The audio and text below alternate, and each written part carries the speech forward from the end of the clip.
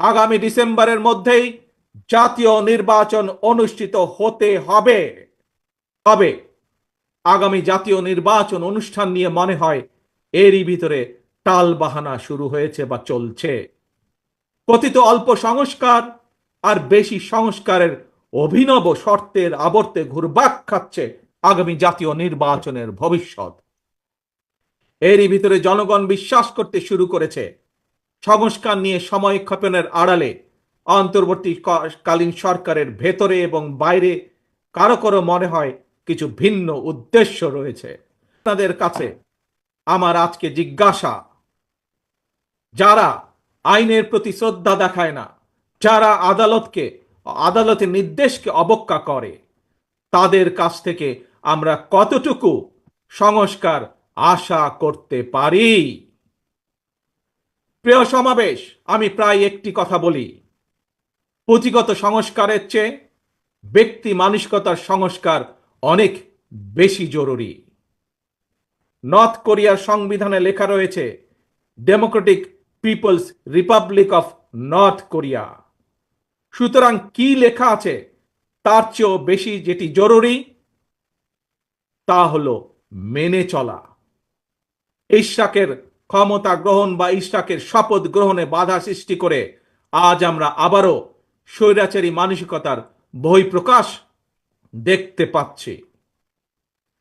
প্রিয় তরুণ প্রজন্মের ভাই বোনেরা, নিরপেক্ষতা এবং বিশ্বাসযোগ্যতাই কিন্তু অন্তর্বর্তীকালীন সরকারের প্রধান পুঁজি। তাই তাদের প্রতি আমাদের আহ্বান থাকবে, তাদের প্রতি আমাদের পরামর্শ থাকবে। জনগণের বিশ্বাস ভালোবাসা নষ্ট হয় অন্তর্বর্তীকালীন সরকারের এমন কোনো পদক্ষেপ নেওয়া ঠিক হবে না। একই সাথে অন্তর্বর্তীকালীন সরকারের প্রতি আবারও আহ্বান জানিয়ে বলতে চাই, গণতান্ত্রিক আমি জনগণ এবং গণতন্ত্রের পক্ষের রাজনৈতিক দলগুলোকে দয়া করে প্রতিপক্ষ বানাবেন না। যদি আপনাদের কেউ রাষ্ট্র পরিচালনায় থাকতে চায়, তাহলে সরকার থেকে পদত্যাগ করে জনগণের কাতারে আসুন, নির্বাচন করুন। যদি ভবিষ্যতে নির্বাচনে জনগণের রায় পান, তাহলে আবার সরকারের দায়িত্ব গ্রহণ করুন। প্রিয় তরুণ প্রজন্মের ভাই বোনেরা, গত ১.৫ দশকে ভোটার তালিকায় প্রায় ৩.৫ কোটি ভোটার সংযুক্ত হয়েছেন, নতুন ভোটার সংযুক্ত হয়েছেন। এই নতুন ভোটাররা আজ পর্যন্ত একটি জাতীয় নির্বাচনেও ভোট দিয়ে তাদের নিজের পছন্দের প্রার্থীকে জনপ্রতিনিধি নির্বাচিত করার সুযোগ পায়নি। পতিত পরাজিত পলাতক স্বৈরাচারের কাছে মানুষের অধিকার প্রতিষ্ঠা কিংবা নির্বাচন কোনো গুরুত্বপূর্ণ কিছু ছিল না। সুতরাং সংস্কার ইস্যুর পাশাপাশি জাতীয় নির্বাচন অনুষ্ঠানের জন্য অন্তর্বর্তীকালীন সরকারের দৃশ্যমান প্রস্তুতি নেওয়া উচিত বলে আমরা বিশ্বাস করি বা আমরা মনে করি। প্রিয় সমাবেশ, অতীতে বিভিন্ন সময় এই বাংলাদেশে তত্ত্বাবধায়ক সরকার নিরপেক্ষ নির্বাচন অনুষ্ঠিত করেছে এবং প্রত্যেকটি ক্ষেত্রে আমরা দেখেছি তত্ত্বাবধায়ক সরকার ৩ মাসের মধ্যেই সফলভাবে জাতীয় নির্বাচন অনুষ্ঠান সম্পন্ন করেছে।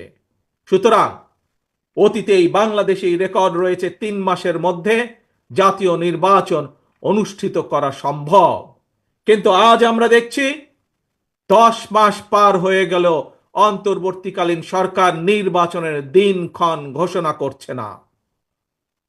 আমরা ফ্যাসিবাদ মুক্ত বাংলাদেশে জনগণের সরাসরি ভোটে জনগণের কাছে জবাবদিহিমূলক, জনগণের কাছে দায়বদ্ধ একটি সরকার দ্রুত দেখতে চায়। অন্তর্বর্তীকালীন সরকারের প্রতি আহ্বান, আগামী ডিসেম্বরের মধ্যেই জাতীয় নির্বাচন অনুষ্ঠিত হতে হবে। আবারও আমরা বলতে চাই, আগামী ডিসেম্বরের মধ্যেও জাতীয় নির্বাচন অনুষ্ঠিত হবে।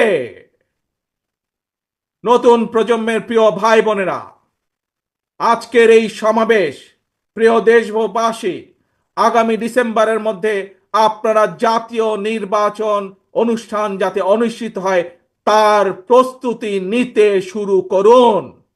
কারা রাষ্ট্র পরিচালনা করবে, কারা আপনাদের প্রতিনিধি হবে, জাতীয় নির্বাচনে আপনারা ভোট দিয়ে আপনাদের সেই প্রতিনিধিকে আপনারা নির্বাচিত করবেন।